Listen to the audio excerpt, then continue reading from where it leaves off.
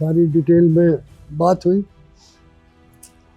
आखिर में वो हो गया कि 1,61,000 समझ लो अब। हाँ हाँ 1,61,000 रुपये वो दे देंगे और कॉलेज का नाम किशनलाल पब्लिक कॉलेज हो।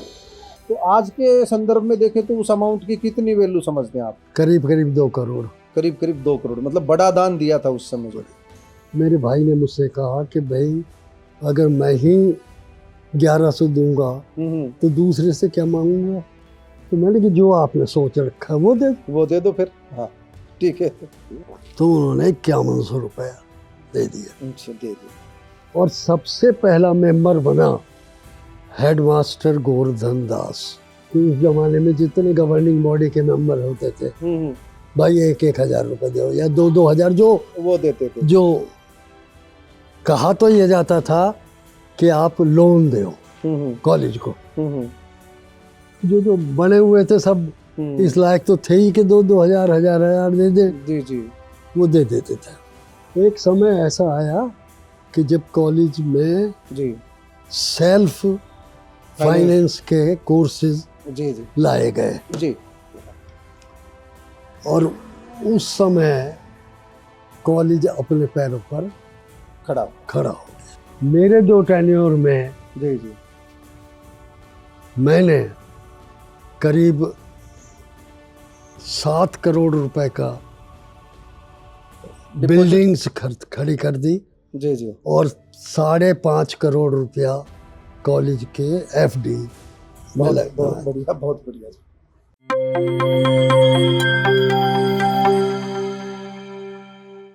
प्यारे दोस्तों, सादर अभिवादन। मैं हूं महेश कुमार वैद और आप देख रहे हैं एनजेपी रेवाड़ी। दोस्तों, आज का दिन रेवाड़ी की हिस्ट्री में खास है। 1 दिसंबर को आज ही के दिन किशनलाल शर्मा की स्मृति में किशनलाल पब्लिक कॉलेज की स्थापना हुई थी। और कॉलेज की स्थापना जिस समय हुई थी उस दौर में जो लोग प्रयास कर रहे थे उनमें से एक प्रमुख नाम आनंद स्वरूप डाटा का है। आनंद स्वरूप डाटा हमारे साथ मौजूद है। सुनते हैं कि 1964 में किशनलाल शर्मा की पत्नी जावित्री देवी ने 1,61,000 रुपये का दान दिया था प्रेम सुख ट्रस्ट के माध्यम से। उसी दान में से शायद 40-42 हजार रुपये में 17 एकड़ या कितनी जमीन खरीदी गई थी। 70,000 रुपये में। वो सब आप बताएंगे। मेरी बजाय ज्यादा ऑथेंटिक बात आनंद स्वरूप डाटा की होगी। कितना दान दिया, कैसे दान दिया, किस तरह उन्हें प्रेरणा मिली कि अपने पति की स्मृति में कॉलेज की स्थापना किया जाए, और फिर कॉलेज में कैसे पब्लिक एजुकेशन बोर्ड आया अस्तित्व में, और किस तरह 4 संस्थाएं जो बनी, और किस तरह किशनलाल पब्लिक कॉलेज के साथ साथ अन्य संस्थाओं में प्रेम सुख ट्रस्ट का सहयोग रहा, और आज कितनी प्रगति की है। हम उम्मीद करेंगे आपको सारे सवालों का जवाब आनंद स्वरूप डाटा से मिल जाएगा। डाटा साहब, सबसे पहले तो धन्यवाद, आपने समय दिया। बहुत। तो आप आज थोड़ा सा ऊंची आवाज में बोलेंगे, धीमी आवाज है, स्वास्थ्य का ध्यान रख करके। तो इसका इतिहास बता दीजिए। 1964 में 1,61,000 रुपया बहुत बड़ा अमाउंट था मेरे ख्याल से, आज के करोड़ों से भी, आज के 1 करोड़ रुपए से भी ज्यादा होगा। आप ज्यादा अच्छे तरीके से ब्रीफ कर दो आप। सन 52 में जब पहला इलेक्शन हुआ जी जी तो कांग्रेस ने राव वीरेंद्र सिंह के खिलाफ अभय सिंह को जी कैंडिडेट बनाया। जी जी। और चूंकि हम कांग्रेसी थे इसलिए जो शहरी लोग थे जी जी उनके प्रति अहीर कॉलेज में दाखला देते वक्त जी जी भेदभाव होता था। अगर हम इस बात को बिना राजनीति के सिर्फ दान से और उनसे सीमित रख लें, क्योंकि फिर वो बात आएगी कि आनंद स्वरूप डाटा पुराने कांग्रेसी हैं, इसलिए अपनी कांग्रेस की तारीफ करके आप कह लीजिए जो कहना है, ठीक है। तो उस समय के शहर के लोगों ने कुछ इकट्ठा हो करके ये विचार किया कि भाई हम एक कॉलेज यहाँ चलाएं जी। तो उससे लोग इकट्ठे हुए और उसमें ये हुआ कि भाई एक कॉलेज खोला जाए। मेरे बड़े भाई प्रेम स्वरूप डाटा का, ठीक है, बहुत गहरा दोस्ताना किशनलाल जी के बड़े भाई जो यहाँ पे ठेकेदारी का काम करते थे, जी जी। उनके लड़के राम कुमार शर्मा से था। ठीक है। किशनलाल जी के कोई औलाद नहीं थी। ठीक है। ऐसा कभी जिक्र किया था उनके भतीजे ने जी जी। कि भाई कोई अच्छा काम हो तो मेरी चाची जो है कुछ पैसे लगा देगी। जावित्री देवी, जावित्री किशनलाल शर्मा की पत्नी। पत्नी। उनका निधन कब हो गया था किशनलाल शर्मा का? पहले हो गया था? हाँ, पहले हो गया। अच्छा, ठीक है। तो मेरे भाई के दिमाग में ये बात आई जी कि भाई राम कुमार कहता है ये बात, तो पहले इसी से ट्राई की जाए। तो उन्होंने राम कुमार जी से जिक्र किया। राम कुमार जी उनको लेकर चाची के पास चले गए। ठीक है। सारी डिटेल में बात हुई। आखिर में वो हो गया कि 1,61,000 समझ लो अब। हाँ हाँ। 1,61,000 रुपए वो दे देंगे और कॉलेज का नाम किशनलाल पब्लिक कॉलेज हो। पति की स्मृति में कॉलेज बना दो और 1,61,000। तो आज के संदर्भ में देखें तो उस अमाउंट की कितनी वैल्यू समझते हैं आप? करीब करीब 2 करोड़। करीब करीब 2 करोड़, मतलब बड़ा दान दिया था उस समय जो। तो मतलब उस वक्त तो लाख ही बहुत बड़ी चीज होती हाँ, थी। लाख ही बहुत बड़ी चीज होती थी। आज अगर मल्टीप्लाई करें तो ये तो 20 करोड़ से भी ऊपर निकल जाएगा जमीन ने उस समय तो की। मैं अब आपको बताता हूँ कि उस 1,61,00,000 में से 70 लाख रुपए की तो जमीन खरीद ली। 70 लाख की जमीन। हाँ। तो ये 40 लाख का एक अमाउंट कहीं आ रहा था। मैं नहीं, 70,000 की, सॉरी। अच्छा, इसमें ये आ रहा था कि जमीन जो खरीदी, मैं तो नेट पे पढ़ रहा था, मुझे एक बार आपसे बात करने का मौका मिला था, तो ये किसी ने लिख रखा था, पता नहीं किसने लिख रखा है कि 26 मई 1964 को 42,500 रुपए में 17 एकड़ 3 कनाल जमीन खरीदी थी, जो इसी पैसे में से।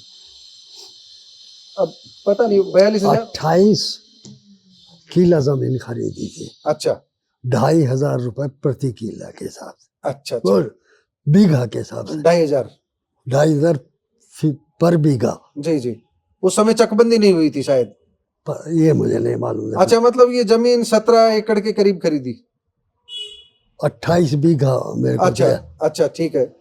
अब 17 एकड़ के 28 बीघा बन जाते हैं। चलो, पर इस फिगर में चलो कोई बात नहीं, याददाश्त की है, पर इतने में जमीन खरीदी 40-42 हजार की। अब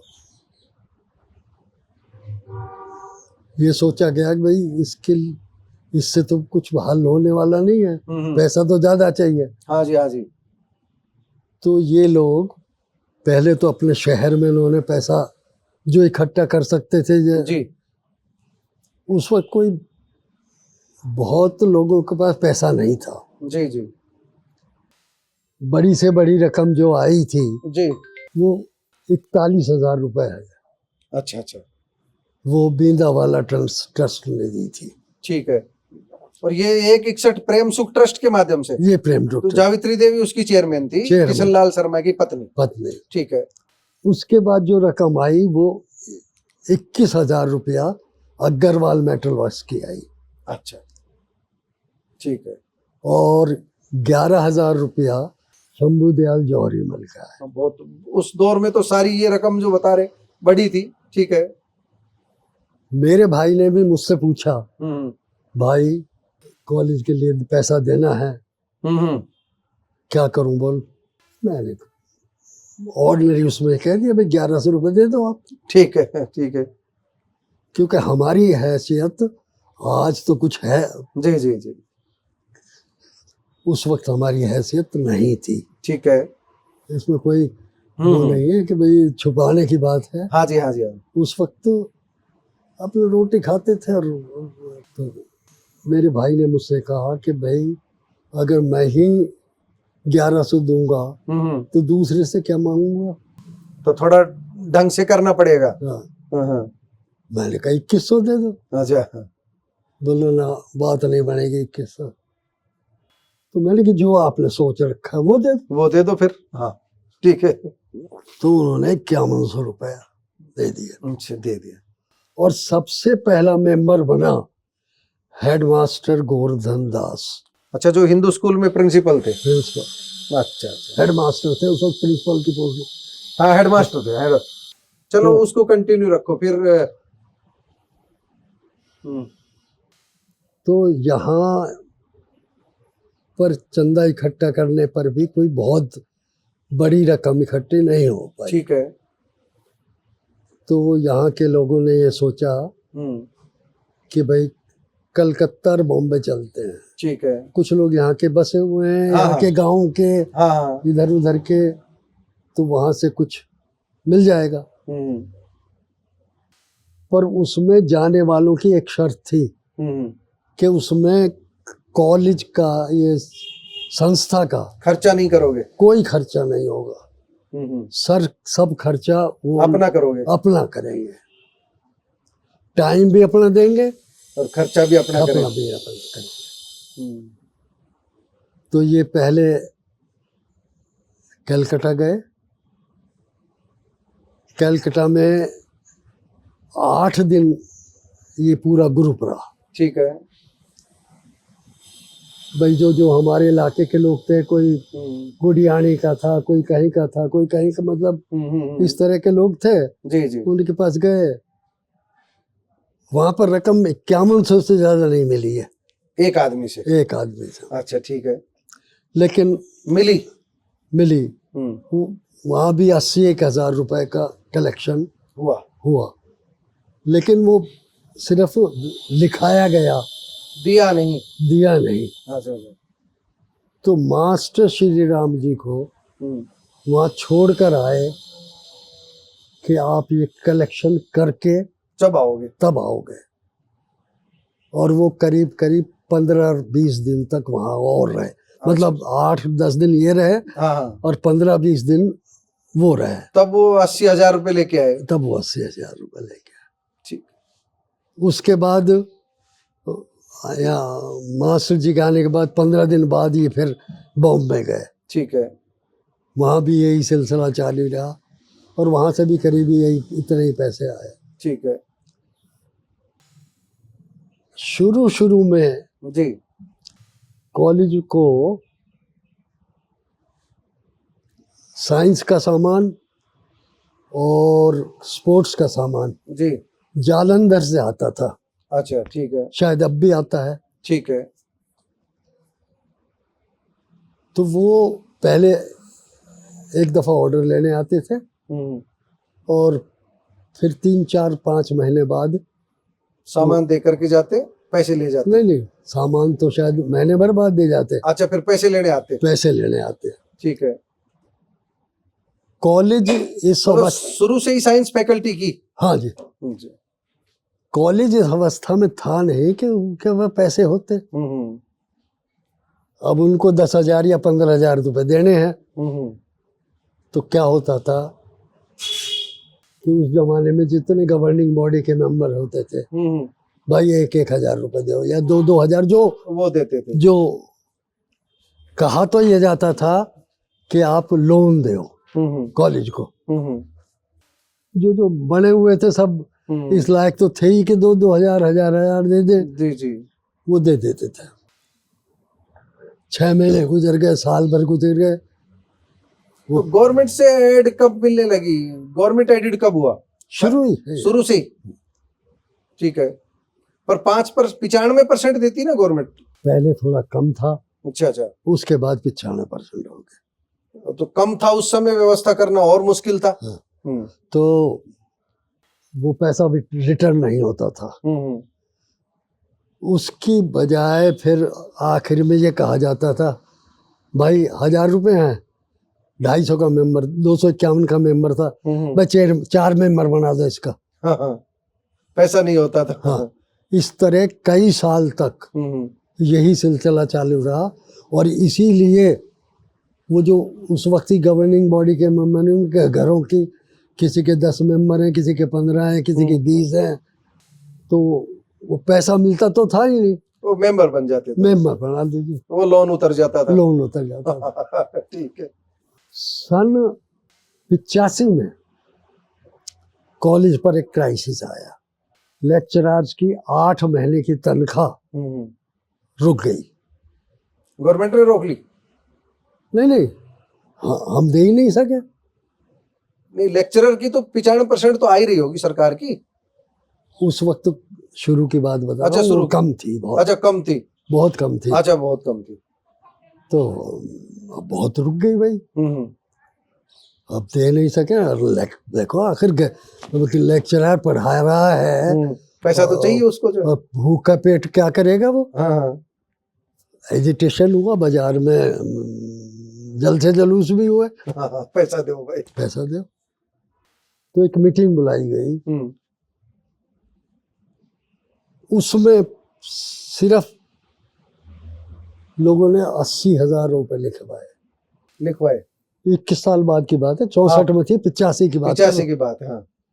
मतलब प्रेम सुख ट्रस्ट का तो शुरू से ही सहयोग था, क्योंकि उन्हीं के नाम पर थी। जी। अगर इसमें कुछ कमी होती, बत्ती होती, जो भी होती है, तो अगर नाम होता है तो उनका होता है, खराब होता है तो उनका होता है। इसलिए थोड़ी उनको टेंशन रही, तो चिंता रही। उनको टेंशन थी। एक समय ऐसा आया कि जब कॉलेज में जी सेल्फ फाइनेंस के कोर्सेज जी लाए गए जी।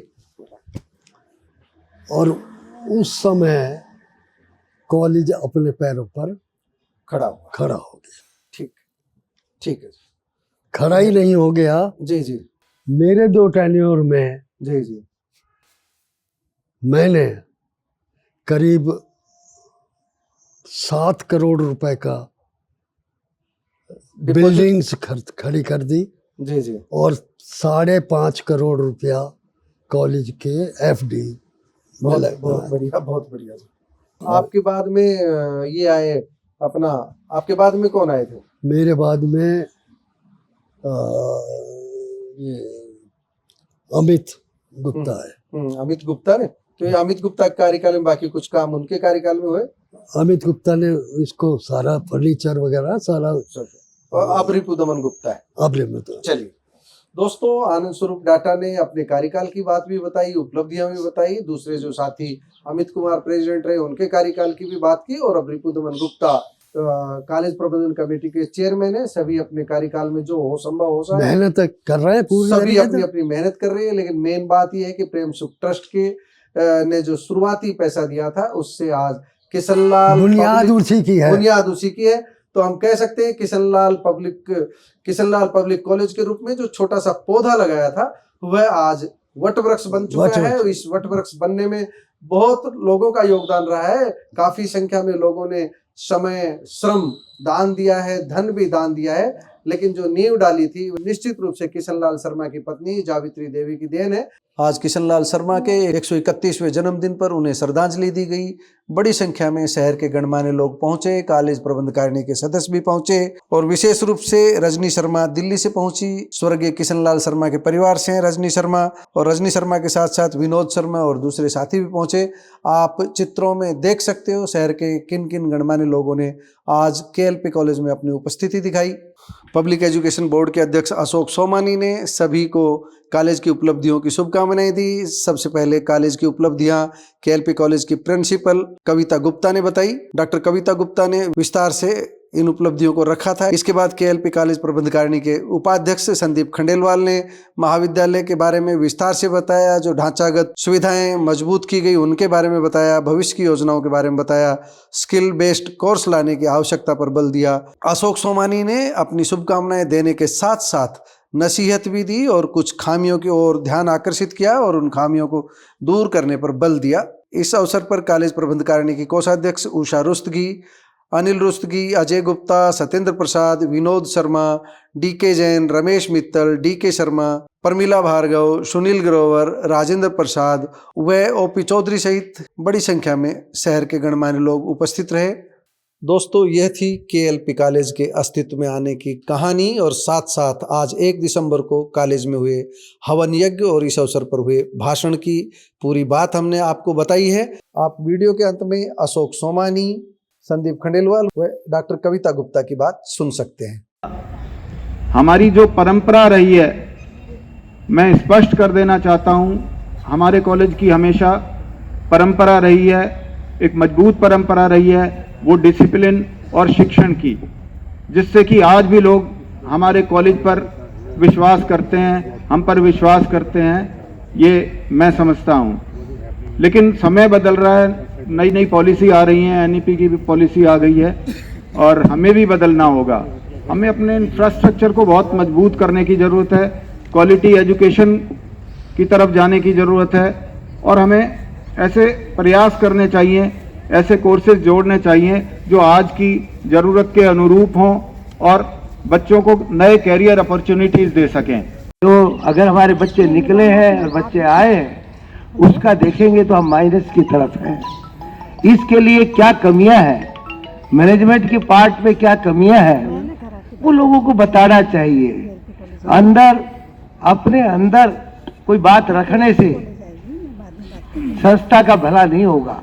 मैं आप सबसे आज के दिन ही कहूँगा कि इस प्रकार की बातें, इसको एकता, सारे एक होने का विचार टीचिंग स्टाफ में कैसे बने, किस तरह हम सब लोग एक होकर इस संस्था को और अच्छा बनाएं। आपने पूरा कार्यक्रम अपनी स्क्रीन पर देखा है। सबसे बड़ी बात यही है कि इस तरह के दानदाताओं की बदौलत ही शहर में इन संस्थाओं का उदय हुआ और आज हम ये कह सकते हैं कि एलपी कॉलेज निश्चित रूप से रेवाड़ी शहर की शान है। निश्चित रूप से इस कॉलेज से ऐसे ऐसे छात्र निकले हैं जो उच्च पदों पर पहुंचे हैं, जो देश की सेवा कर रहे हैं, बहुत देश की अच्छा सेवा कर कर चुके हैं। आपको हमारी रिपोर्ट ये कैसी लगी कमेंट बॉक्स में जाकर बताइएगा जरूर। नमस्कार, धन्यवाद।